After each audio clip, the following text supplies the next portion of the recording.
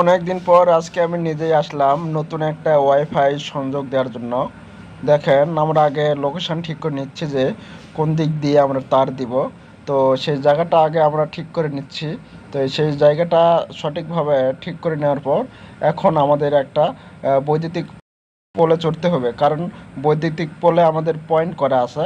তো সেই পয়েন্টে একটা টিজি বক্স থাকে, তো টিজি বক্সের মধ্যে আমাদের সাধারণত পয়েন্ট করা থাকে। তো আমরা সেই টিজি বক্সটি নামাচ্ছি।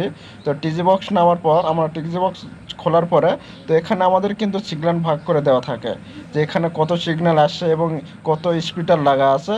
একটা বাড়িতে দেওয়ার জন্য সাধারণত কোন স্প্লিটার দিতে হবে বা নতুন স্প্লিটার বসাতে হবে কিনা এখান থেকে আমরা নির্ধারণ করি।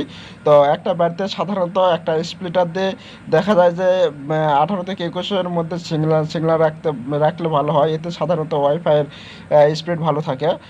স্প্লিটার বসানোর জন্য ফাইবার তারের সঙ্গে যে কোরটি থাকে, তো এই কোরটি জোড়া লাগানোর জন্য স্প্লাইসার মেশিন ব্যবহার করা হয়ে থাকে। তো স্প্লাইসার মেশিন দিয়ে আমরা জোড়া দেই। তারের মধ্যে থাকা ফাইবারের কোরগুলি জোড়া দেওয়ার জন্য প্রথমে আমাদের তারটি কেটে কোরটি বের করতে হয়। সাধারণত তারগুলি এগুলো সাধারণত 2 ফাইবার, 4 ফাইবার, 6 ফাইবার এবং এর থেকে আরও 12-24 ফাইবার পর্যন্ত হয়ে থাকে। আমরা সাধারণত 2 ফাইবার এবং 4 ফাইবার বেশি ব্যবহার করে থাকি।